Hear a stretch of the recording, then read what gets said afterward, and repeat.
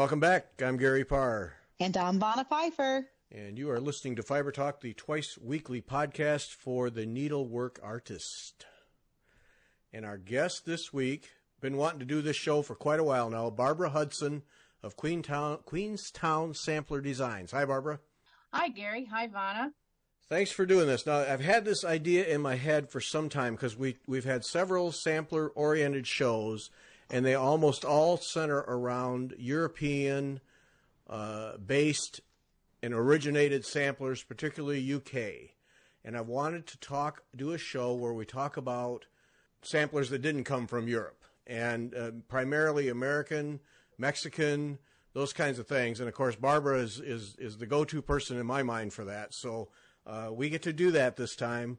We get to talk about how samplers came to be here in the States and in Mexico and other places, and some of the influences. So really excited to do this, Barbara. Thank you. Well, thanks, Gary. My work is I'm standing on the shoulders of many people, many scholars before me, Betty Ring and Gloria Allen, and so many other people who have written wonderful books. And some of those people I've worked with to help write those books. So it's been a fun journey all the way. There's many of us that have contributed. So it's been a good time. That's why you're my go-to person, see? Oh, yeah. Okay. All right. And then very fortunate, once again, this show sponsored by Kim Young and Sassy Jack Stitchery. So here is a word from Kim. This edition of Fiber Talk is proudly sponsored by Sassy Jack Stitchery. Sassy Jack's is a vibrant young needle workshop located on the picturesque main street of Weaverville, North Carolina. Sassy Jack's shares a beautifully renovated historic building with Five Little Monkeys Quilt Shop. We are happy to be perfectly positioned between Well-Bred Bakery, nationally recognized as one of the best small-town bakeries in the country, and Five Little Monkeys Quilt Shop, recognized as one of Western North Carolina's best locally owned shops of 2018. In fact, our little main street here in Weaverville, North Carolina is full of female-owned and operated local shops. We hope you come and spend a day with us and enjoy not just Sassy Jack Stitchery, but all of the wonderful talent and taste of some of Western North Carolina's best and brightest female entrepreneurs. Sassy Jack Stitchery is excited to launch our newest reproduction sampler from Sassafras Samplers, Mary Good, 1827. Mary is a sweet sampler stitched by a wonderful young embroideress. The colors are young and vibrant, and Mary's joy in her needlework, along with her diligence in stitching, both shine through. The verse is one of hope after a time of trial and tribulation, a theme we can all identify with, I'm sure. We are offering Mary Good 1827 with special kit prices that include a free custom needle nanny featuring the verse and a motif from the sampler. Many thanks to Nicola Parkman for charting Mary for us, to Jacqueline Morris for stitching the beautiful model, and to Allie Dudley for the lovely print design of the booklet. We love working with our friends on projects like this one, as it allows us to pool our talents to bring you the very best. We still have a few open spots in our September Stitch Soiree this year. We all have lots of projects we'd love to finish, so this is your opportunity to get away with friends for the weekend and just enjoy some stitching time without a teaching fee or another project added to your whips. Bring your stitching and join us for some frivolity and fun as we close out the summer and welcome fall here in the mountains. Cost is only $60, and you'll have the use of our wonderful classroom space, some nibbles thrown in, and some fabulous shopping at Sassy Jack's and Five Little Monkeys. Don't miss this inaugural event. You want to have bragging rights that you were at our very first September Stitching Soiree when next year rolls around. We hope you find a way to come visit us soon. If you can't make it to us, then visit us on Facebook, Instagram, or our new FlossTube channel, Sassy Jack Stitchery, Yonder Ways. We love it when you stop by and say hi, whether it's in person or online. We truly appreciate you, and we really appreciate all the good things we hear and learn from Fiber Talk. We are super proud to be a sponsor of this wonderful resource of stitching goodness. Thank you, Fiber Talk, for giving us some stabby pokey talk twice a week. Kim and team at Sassy Jack Stitchery. Thanks, Kim, and thanks for sponsoring the show. We really appreciate it, you making it possible to do these things on an ongoing basis. Let's just start here. Talk about the movement of samplers from Europe, UK probably in particular, the movement over to the U.S. and to this side of the world, because there's some South American work, there's plenty of Mexican.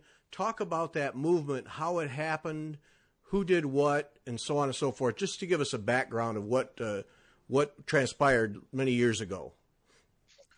Well, as you know, your history will tell you that as soon as all the people started immigrating to the Americas, they brought their families, they brought their silks, they brought their needles and their threads, and all of their motifs that they had, not just motifs, but all of their collective works with them. And they brought the type of works with them. I'm not being clear here, but let's say from in Plymouth, where some of the first settlers came, or down in Virginia, they came from England, and they came from Spain, and they came from Portugal, and they brought the motifs that they were used to there. Now, these motifs that I'm talking about have been around for thousands and thousands of years, but they've only been printed. Let's say the printing of the patterns that became more popular happened around 1520, if you were, which is about the same time that people were coming over from Europe into the Americas, 1520 or so. And the people that were, the indigenous people that were here were already embroidering their clothes and all their different textiles. But now you're going to have, starting in the 1520s, now you're going to have a blending of what we call pre-Columbian, or the Mesoamerican, and all of the things that we're used to seeing in the European and Eastern Europe. Things come together, whether they were adopted or they were imposed on the people. It's a blend, you know. Right. So this is a true, what we see here on this side of the world is a true embroidery melting pot, in that yes. We just get a collection from Spain, France, the UK, and what's already here. So it really is a blending of that. And depending on who came into what area is what you see the blending of. And some of the girls, well, let's face it, depending on the religion and whatnot, you've got convent schools, you've got mission schools, and what they were taught then, hopefully when the sisters or the missionaries, whoever, were teaching, they allowed the young girls or whoever they were teaching to also use some of their pre-colonial, or the when I say Mesoamerican, it's it's the early things, the culture, the things from their culture that they were used to. So when we're looking at some of the Mexican samplers, you can see maybe an Aztec-looking man or a woman, or Aztec-looking bird that you see on things that were thousands of years old, that were carved in stone and whatnot, blended in with flowers from France that you would see on a sampler from like 1860 or so. Mm-hmm. So it just depends on what area of the Americas that you're talking about, because again, with the history lesson, the Pope decided who would get where in South America. So you've got Portugal and Brazil combining things there, and then Spain and the rest of South America combining their cultures. Yeah, and you use that word imposed, and that is a real factor in that the Catholic Church, in its outreach across the world with its schools and nuns, there really was an imposition of designs then. And culture, and yes, they thought they were helping out, but hopefully a good teacher blended the cultures. And be careful, Vanna's very Catholic, so be careful. Well, Vanna, I'm a recovering Catholic, so I'm Lutheran. We're just mad. So yeah, well, yeah, I went to convent school, so yeah, I know. Oh. It's all good. But so that really does become a factor in that we're teaching these little girls on this side of the world how to stitch and what to stitch, but then they have their own culture, and of course the natural thing is, yeah, but I want, these are what the designs, the colors that I'm used to. This is what is on our clothes and how our artwork is done, and I want to incorporate that. Well, you'll see in the Central American schoolgirl samplers, and even some of the clothes that are still being produced today, honoring their customs and whatnot.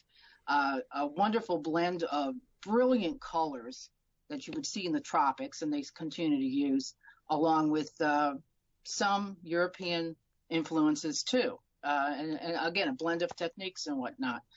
I can remember a little story that Kathleen Staples gave a little a talk in the 90s, and she was talking about someone where she read that early on the peasants from the mountains came down to the convent to learn the stitching. These were men that came down to watch the nuns stitch, because not all the children could come down to learn to school. So they were watching the nuns do this stitching, and they took back the idea to the women and the girls and the other people in the village. And what happened was the women didn't, who were learning from the men, were just, you've got a verbal teaching thing going on here, not a visual. And so what happened is they're learning to do a cross stitch, and they're learning to do it in a long arm way. And what comes back is something completely reversible on the back side. Mm-hmm. And today you've got and it's not the way that the nuns were stitching it. It's the way that the indigenous people were stitching it, because they wanted it, well, of course, as neat as possible. And this is how they figured out how to do it. They ended all their threads on the front. I don't know if that story is true or whatnot, but it was a cute way of telling us that they had their own ways already of how to embroider, and they incorporated what they were being shown by the nuns, even though they weren't physically there. They were going by whatever their husbands were telling them. Again, I don't know if the story is really true, but it's a cute little story. I love that. I love the arrogance of men. We'll go learn from the nuns, and we'll come back and tell you how to do it. Yeah, okay. The first mansplained story I've ever heard. Can you imagine? Jeez. But it was beautiful work, and on Mexican samplers, most of the work is reversible, and you get little tiny stitches. I sent you some photos of front and back on some of these antique samplers from Mexico, and it's fabulous how the workmanship is just wonderful. And anymore, years ago, after I learned how to do reversible stitching, working the Laura Standish from Joanne Harvey kit back in the early 90s, and then learning more about Mexican samplers and how they figured out the techniques, I'm just fascinated by reversible stitching, and it was great to learn. I don't do it so much anymore because I did it back then, and I know how, and if I need to, I can do it. But it's Vanna's absolutely married to it. She just loves it. So I don't know that I would go that far, but I do find it. I'm like you. It's just like, how did they come up with this? How did they figure that out? And I was telling Gary the other day, we're doing this Queen sampler, and it's all reversible, and I've never been exposed to any classes or anything like that, so I have figured it out largely on my own. And it's like I went to cross stitch just a simple ornament that I'm finishing for a magazine. And it's like I told Gary, it's like I was like starting to stitch it reversibly, and I was like, wait a minute, I don't have to stitch this reversibly.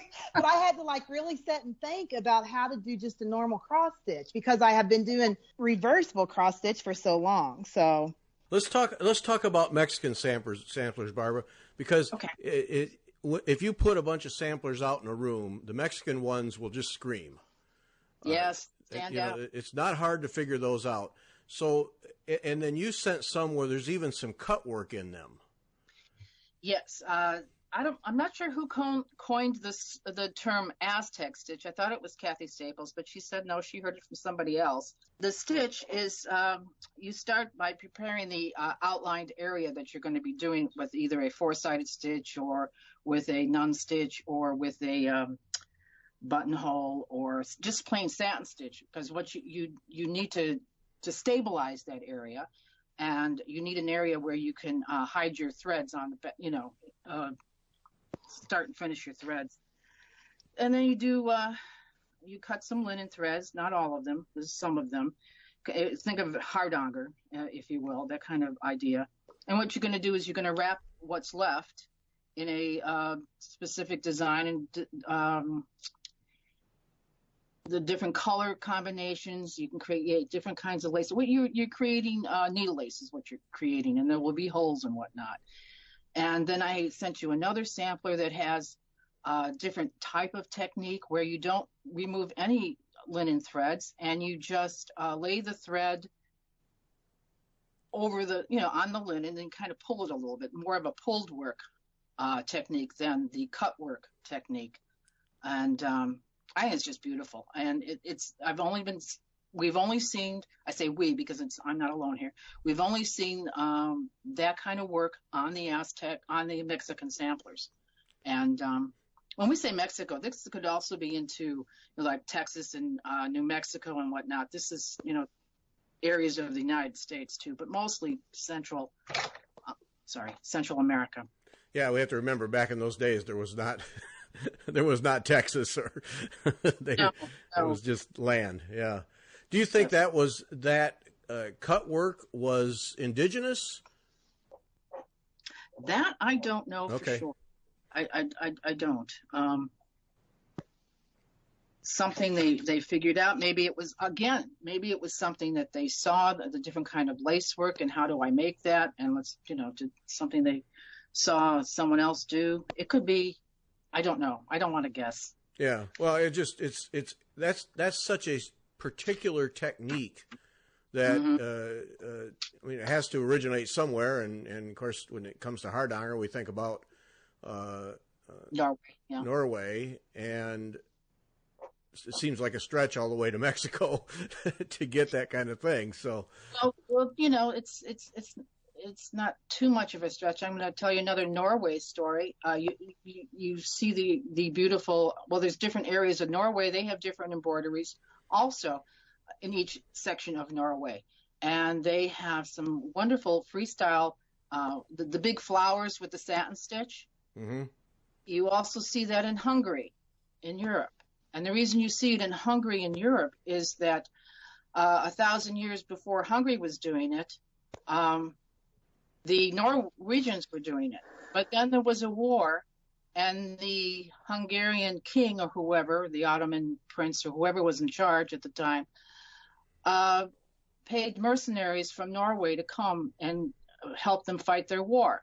And they brought their families. Oh. They brought their embroidery to Hungary. So that's where Hungary got it. So I have all this dumb information in my head. I'm sorry, it just kind of blurts out. But see that to me is so fascinating, because for all the ugly things of war, to have that be a transfer of culture and art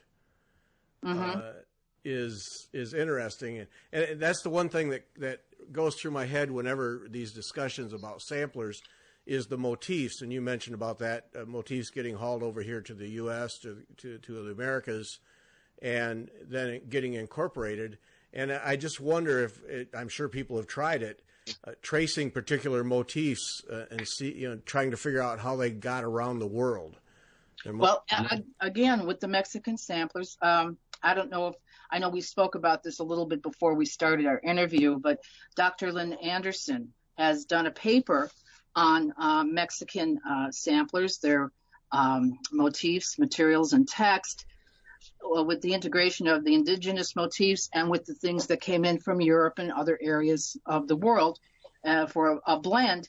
And she talks about one thing in particular that I find fascinating, in that the double-headed eagle, you see that on the Mexican flag, and no, not the double-headed. That's the eagle with the snake. But the double-headed eagle is also considered part Mexican and then part Ottoman Empire or Habsburg Empire.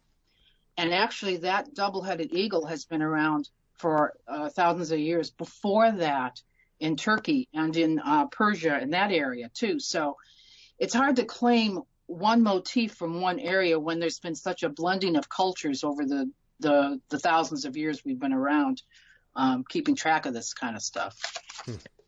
So, yeah, okay, but that's, to me, that's what's so interesting about it is that you can find it in so many places and find it in places so long ago that to travel anywhere was measured in days and weeks and months, and to have that carried, and then people hauling embroidery with them when, for most of them, travel was, do we have enough food and water? And it's important to have a needle and thread too if you want to stay clothed. That's true. That's true. And why not make it pretty, with a little bit of embroidery?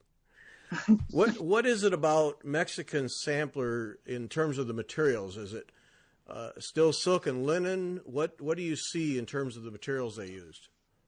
Well, it was mostly silk and linen. The cotton threads really weren't even invented to embroider with, thick enough to embroider with until the 1840s. Up until then, actually, in the mid 18th century, if you were wearing a cotton dress, it was more expensive than a silk embroidered dress because it was just so difficult to attain, to get that kind of fabric made. So you figure colonial Williamsburg time, 1770, if you've got a plain cotton dress, that's going to be more expensive than, like I said, an embroidered silk dress. But yeah, silks, mostly. I've got some, that's why I can date some of my samplers, because they were made out of cotton, so I know they were made after 1840. Oh. So that's one way of figuring out a date. And then when they start using the wools that are overdyed and whatnot with the what's the word? The fake colors, not the natural colors. Anodyne? No. Oh, well, you all know what I mean. The fake, not the natural dyes. Those colors are rather kind of garish. So you can date that to after, a certain time period. Sometimes there's a mixture, because of silks and wools. Now, not all wools had the finer wools that had the nice natural dyes. That's as early as the early 1700s. Some of those fine merino wools were being dyed for embroidery and what people call crewel work, and canvas work. So. It looks like in the photos of the original Mexican samplers that the colors have held up particularly well. I mean, they still have a good deal of brightness and intensity to them. Is that dyes that others didn't have? It's possible. It's also, the number one reason was probably because these textiles were put away from the light and not exposed to light, not exposed to temperatures that variate. I haven't found too many samplers survive in Central America and South America, Northern South America, because of the high temperatures, the humidity and whatnot. I know they're there. I haven't seen them, but I can imagine that they haven't been kept in air conditioning. Yeah. Unless someone found them and put them in a museum. So then samplers that originated in the more desert climates then are naturally going to survive better. They are, although some textiles have been found that were in mud, if you will, that were carbonated and survived that way. Yeah, go figure. I don't know. I'm not a chemist, and I'm not.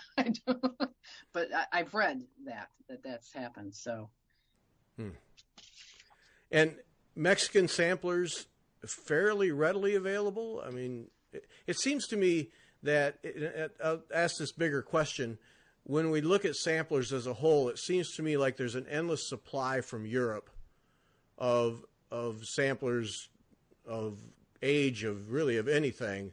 But then, do I read it right that when it comes to American and Mexican and samplers from this side of the world, that they are not as readily available or as in as good a condition?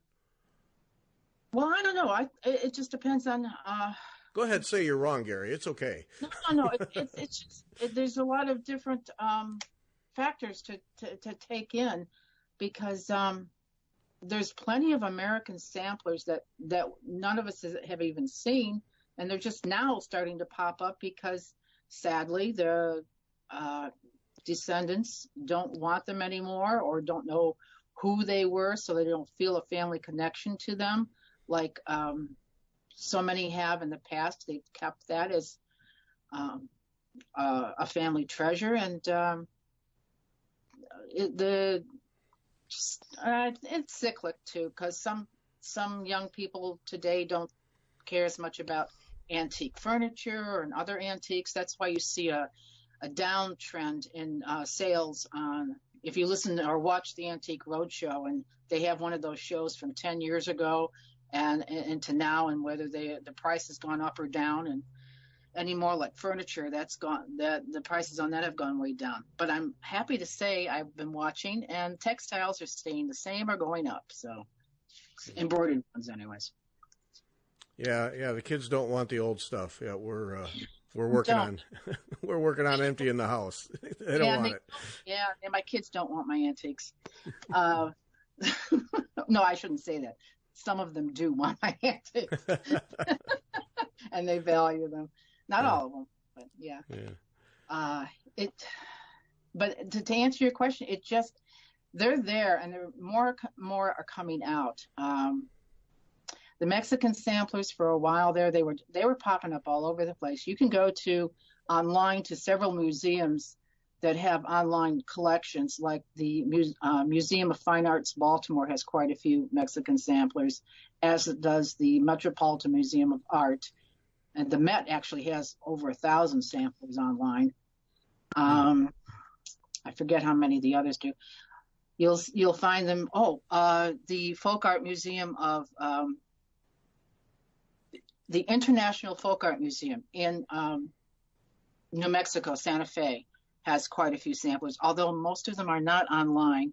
But if you're ever in Santa Fe, you must go to that museum and see their sampler wall, because they have a lot of samplers on display. More European, I think, than the Mexican-American ones. But they have more in the back, in their... to get in the back rooms of some of those museums. Oh.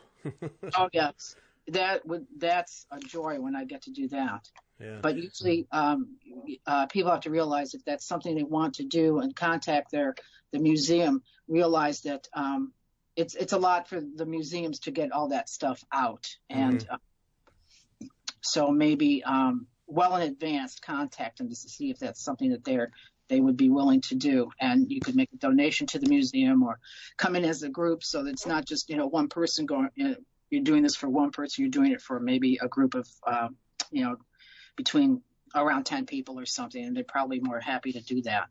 Yeah. Talk about American samplers. I mean, you're kind of, at least my sense is, in the hotbed of samplers. I mean, there's just an awful lot of activity around you, several people, and then Pennsylvania, also a kind of a focus for samplers. Oh yes, a hotbed for samplers. There are so many schools in Pennsylvania, especially southeast Pennsylvania, but other areas too, and different counties, if you will. We'll go by counties. It's a little bit easier, or cities. Philadelphia was one of the mainstays early on in the early 1700s for some of the best schools to learn, for girls to be sent to learn embroidery. The what I think is one of the most premier schools was the Elizabeth Marsh School.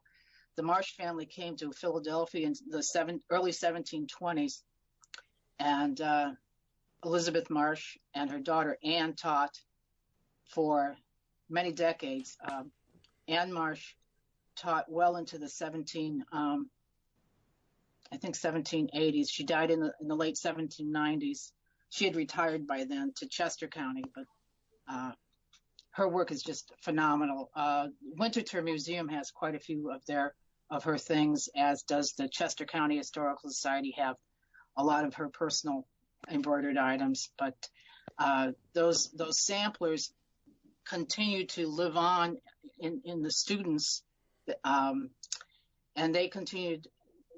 The students of Elizabeth and Anne Marsh started their own schools, and you can see the progression of the motifs into other schools, into other areas of Pennsylvania too, into Germantown and Bucks County and Berks County and Chester County, all over. It just spread like wildfire, and beautiful, beautiful work from Philadelphia area, and still being used as an education piece and a means of demonstrating skill as they were in Europe, or yes. or were they more art? Skill and art together. Okay. I consider it both, but yes, skill. Still. Okay. Still. Up until the I would say 1830s is when they started being more of a diploma, if you will, into marriage.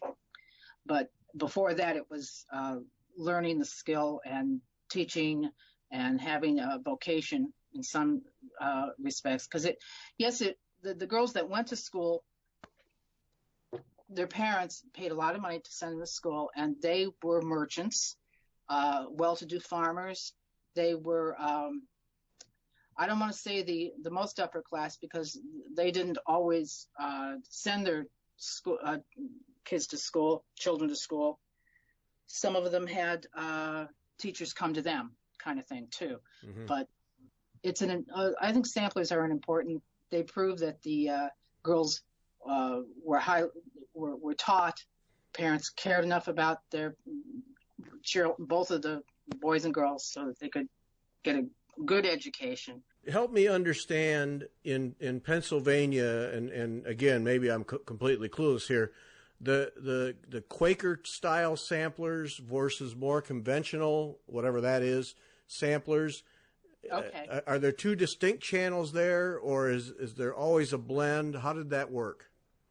Well, prior to the last decade of the 18th century, so we're looking at the 1790s, when more Quaker schools were being built. Prior to that last decade, mothers and fathers were sending their children to really high-quality schools for these girls to learn gorgeous, gorgeous embroideries, not just simple. All of a sudden, in the 1780s, the ministers, the Quaker ministers, were starting to tell people they needed to be more simple, more, not quite as fancy. They wanted plain work. And so that's what was starting to be taught at these new schools out there. Prior to that, they were the finer embroideries, such as my Ruth Passmore, who was taught by her aunt, Susanna Pusey Harvey, who had her own school in conjunction with the Wilmington School in Delaware, but hers was more of a private school. And she taught fine needlework, not just simplified things. She taught simple things too, because you have to learn you have to learn a marking sampler first, if you will, the alphabet, a few basic stitches, and then you move on to something more elaborate, which most of these girls did. But there was a thing going on with the Quakers that you had to simplify things. That's why you saw more simple little religious verses, little cartouches, and you've got just those medallion motifs that were coming out of the Netherlands, and of course the up in Yorkshire, the Ackworth School, Quaker samplers and other schools too throughout the United States too. But it was a concerted effort on the ministers that time to simplify and not make it so fancy. And then there was a backlash on a lot of the women who wanted to still learn and teach, have their daughters taught the nicer embroideries too. So that's why so many more private schools were doing well too. And the Quaker schools, it's not always easy to find information out about them because they didn't have to advertise. It was just word of mouth at the yearly meetings, the yearly Quaker meetings, or the monthly meetings, and everyone knew each other. And then either they were related or knew them through the Quaker meeting, and that's how they continued to have the schools. Mm-hmm. Did that make any sense? Yes. Well, okay. See, it's there's that religion again dictating art. Of course, at the time it was more functional stitching, but still dictating art, and then that natural resistance to don't tell me how to do with needle and thread. I want to be more creative. I mean, that's the way, at least that it sounds to me. And sadly, again, it's men dictating how it's going to be done. and then you have the mix-up in the latter part of the 1820s when the Quakers kind of broke there, and it was quite a traumatic break for them. They broke off into two different groups, and not that the embroidery had anything to do with it, but the Great Embroidery War of 17. Yeah, the Hicksites and the Orthodox, all over embroidery. I don't think so, but it might have had something to do with it. If it had been me, I would have been all about that. But you see, after 1826, you see more of the fanciful embroideries coming back into the Quaker schools. But it doesn't last much more than a couple decades after that, embroidery taught in schools. Up when you get closer to the American Civil War, it's not being taught in many schools at all anymore, hardly at all, sadly. It just kind of died off? Well, no, it didn't die off. It's just that it became more important, not important. The thing is, with a lot of the schools, a lot of the better schools that I'm aware of, the girls didn't just learn embroidery. They learned the same thing that the boys were learning on top of the embroidery. The embroidery was added. Mm-hmm. In fact, supplies for the embroidery and teaching the embroidery cost more money than a year's worth of boarding. It was double the cost for teaching a young woman her embroidery skills on top of the other skills. So I've been able to when you read the book on Quaker samplers by Mary Brooks, which is called Threads of Useful Learning, Westtown School Samplers. She goes into detail somewhat on what the girls had to learn during the day. And then when I worked with the archivist Sharon Connect on the Mary Pet Sampler, and I was privileged to see a lot of the daily journals that the girls, their curriculum and what they had to do. Once they learned the actual stitches, they were only given an hour in the morning and an hour in the evening to work on their samplers. During the day, they had all the other things that you needed to do, math, geography, history, all of that. So it's amazing what the girls could get done in a short amount of time. That's Vonna and my schedules, an hour in the morning, an hour in the evening, and the rest of the day is madness. Exactly. Yeah. Before I quit my other paying job years ago, that's all I would do was in the morning, an hour before I went to work, and then an hour in the evening if I was lucky. So, yeah. And then what was happening in your area, in the Baltimore area? Different or just similar and in a different area? Just similar.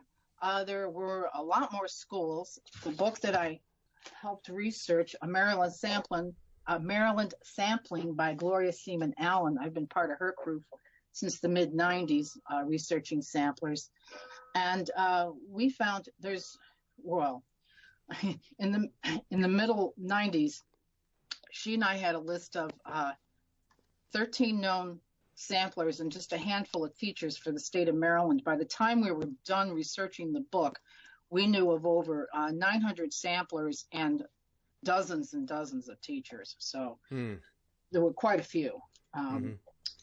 Again, Baltimore had quite a few different schools. We don't know the names of all of them because the girls did not put the teachers' names on some of the samplers. And I know we were going to get to the Baltimore eyeglass gate. That's just one type of sampler, but that eyeglass gate, the gate and the house, the brick house and whatnot. Yeah, what is that? What is that? Eyeglass gate. Eyeglass gate, if you were to look at either the end barrier sampler that I reproduced, which is in the collection of the Maryland Historical Society, or the Mary Petts, which is in the collection of the Oblate Sisters of Providence, that was actually done by a young African-American girl. Her mother was free. She was free. This was in 1830 or 31, I forget. I can't see it from across the room here. But you've got brickwork house, big house, architectural house. Then there's a fencing, there's poles, it's usually green. And then there's two main brick parts of the gate, if you will. And if you look at it, like the metal work of the gate, little round, not circular, but ovals. Oh, that's the eyeglass. That's the eyeglass. Oh. And we know that they started around it started being taught about 1809, and we know all the way up to the 1840s, 1841, 42, something like that. There were different schools teaching this, obviously. You know, the Oblate Sisters and then the other one. But we think there were at least a half a dozen different schools teaching this. So someone taught it in the very beginning, and then they continued to be a teacher, and they opened up their own school kind of thing. But what it proves, too, is that everyone in that area, well, not everyone, excuse me, I don't mean to exaggerate, the schools that we are aware of, there was no differentiating between the African-American school or the white school, or it didn't matter. They were all being taught the same high skills. Yeah, because this Mary Petts one, that was African-American girl, right? Yes, exactly. We know that she, I'll go back a little bit. In the spring of 1828, 4 women of African descent became a women's religious order in Baltimore, and they started a school. And for colored, well, at the time it was called the Oblate Sisters for Colored Girls. All right.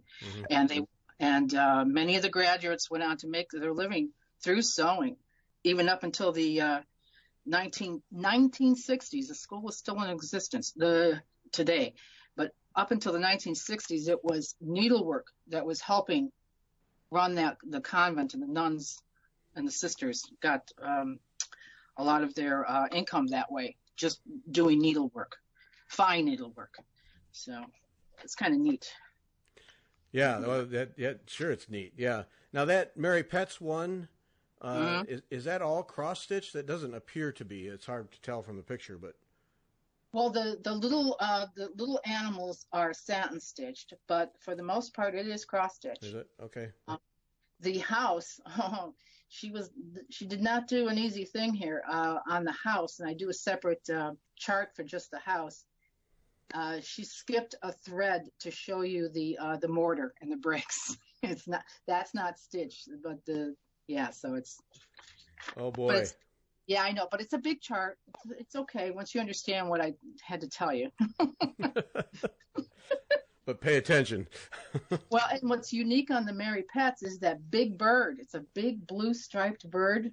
None of the other eyeglass gates has a bird like that ever that I've seen. And So you could actually do a book then, it sounds like, with just eyeglass gate samplers and be able to identify most of them with schools all around your area. In and around Baltimore. That's where they mostly worked on. So that was Ann Barrier, Mary Petz, and then we have the Jordan sisters, Ann and Elizabeth. Ann actually put not a house, but put a big round, a folly on it. And you have quite a collection. So talk about another one you have is Ruth Passmore. You've mentioned her a couple of times. I did. Ruth Passmore was the niece of Susanna Pusey Harvey, the teacher, or preceptress, as she was called. She was the head of the school. So that word means not only someone in charge of teaching your child history and needlework, but she's also in charge of teaching her morals and that kind of thing. So, but that sampler is just one of my favorites. It has clusters of tulips and flowers, and Ruth tells us who her parents are and who her brothers and sisters were. In fact, she didn't finish her work, even though in 1804, because she adds her younger siblings' names to it, who were born well after 1804.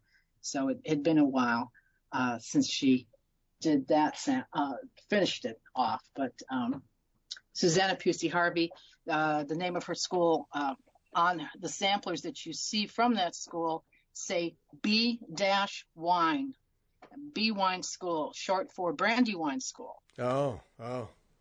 So she was the one that she actually was teaching in Lancaster County in the late 18th century, in the 1790s. And then she moved to Wilmington in 1800. And we know this because of the Quakers and their great records. Yeah. Because she started going to the monthly meeting in Wilmington in 1800. So, and then later on, we found some papers from her, not Ruth, but another niece that she lived with after her marriage, after her husband died. She was living with her niece, and the paperwork said that she continued to teach when she was much, much older in a local meeting house in Pennsylvania, in Chester County. You have another one, J.M. Mears. And Vanna, do I remember, do you have that one? I don't have it, no. I must be confusing that with another one that you have. No, I love this one. This is the one that I talked about on Sampler Sunday. I thought you had brought that up, and see, a professional would have looked that up, but Yeah, I love this one. When I first saw that sampler, I've always called it the big house sampler because, there's not a bigger house than that sampler has. It's a beautiful sampler. I had saw it. I think the first time I ever saw it was like in 2012, and I love it. And you want to know where I saw it, Gary? Nicole stitched it. Really? And yes, she stitched it and finished it in 2012. And I took a screenshot of it, and I do that. A lot of times I'll take screenshots of things that I just find beautiful, and it comes up on my feed, on my rotating feed of when my computer's on, silent or whatever, and I'll see it and I just think, oh gosh, I love that. I just love the whole sampler. I just love it. I love the alphabet. I love the colors of it. But the real thing is that house and that, or whatever it is. Is it a castle? It says that it's a castle, I believe. It does, and that drove me crazy trying to figure out what she was talking about, because I know who she was. I know she was from the Eastern Shore of Virginia, and they don't have Rothschild castles there at all. Mm-hmm. So what I was able to figure out at that time period, they being people in general, were giving false names to things. Like it could be a drawing of something, and they would just give it any old name.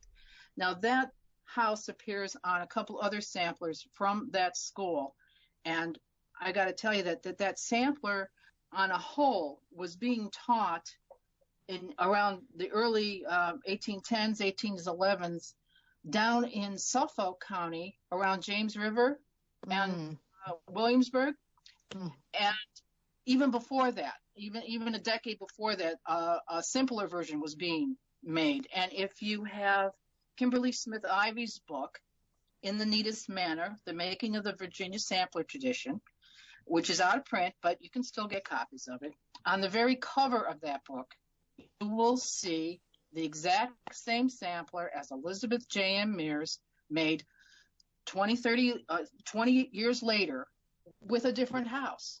And, but the fences down there, all the different flowers and the fruit baskets, but it was Elizabeth Mears that actually named her fruit. I hadn't seen that before. Just recently, just last year, another one of these samplers with the same house that's on Kim Ivy's book came up for auction, and I hurried up and I let her know about it, and she was able to buy it for Colonial Williamsburg Foundation to add to their collection. They have they must have at least half a dozen or more in their collection of just this exact sampler.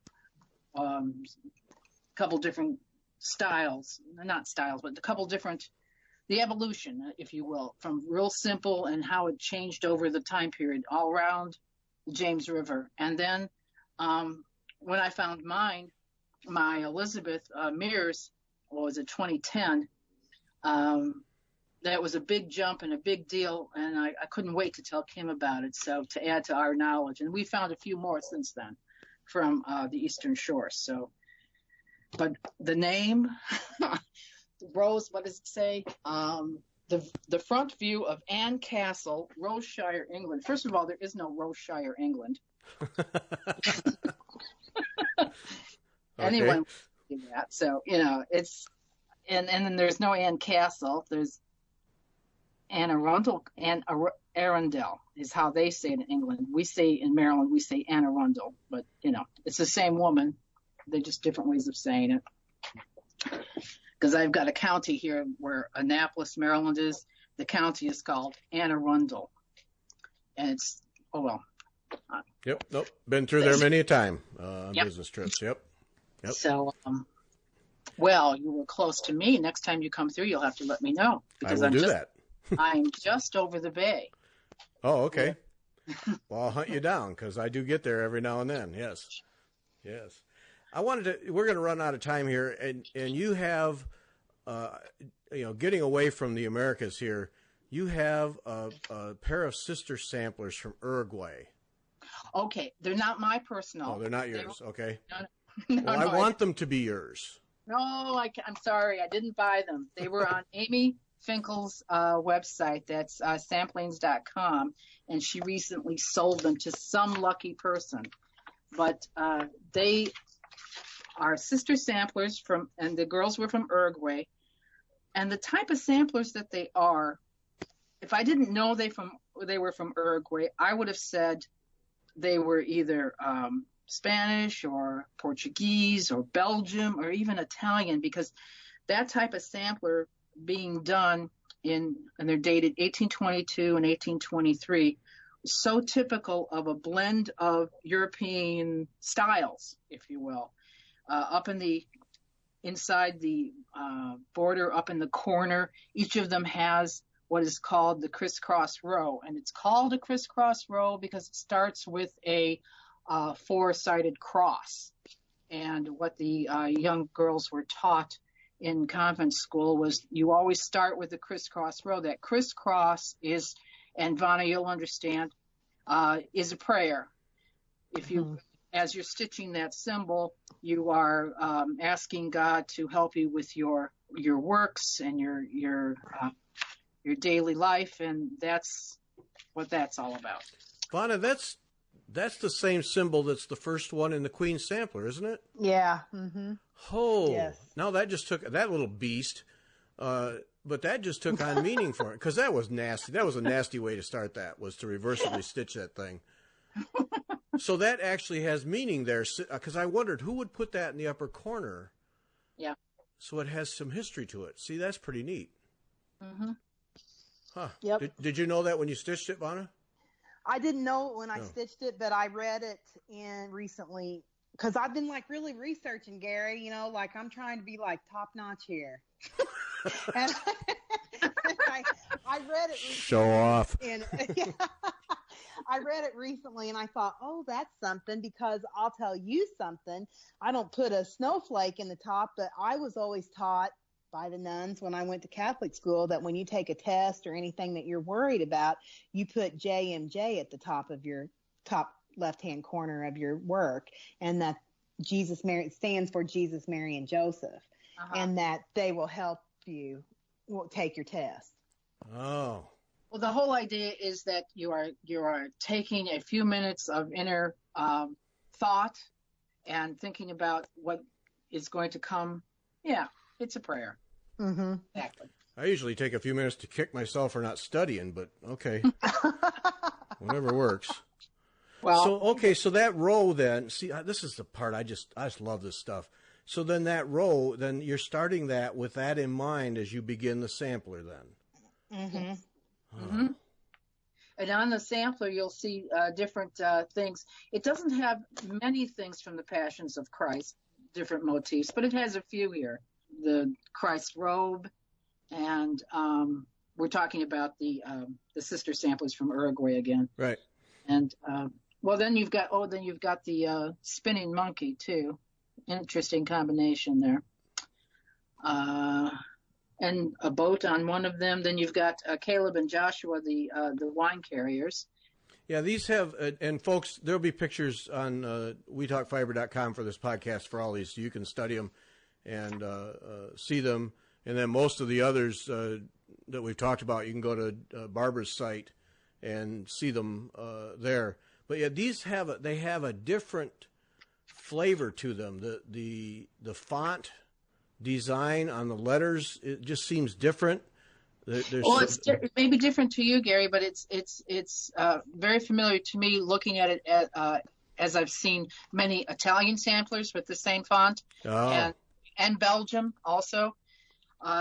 If you go to samplings.com and just in her search area you put in Uruguay sisters or Uruguay, these samplers will pop up, and you can read much more about the sisters and their connection with Uruguay. In fact, one of the sampler maker's brothers was elected president of Uruguay. I don't remember too much else there, but she has quite a bit of information on him, just like I have information.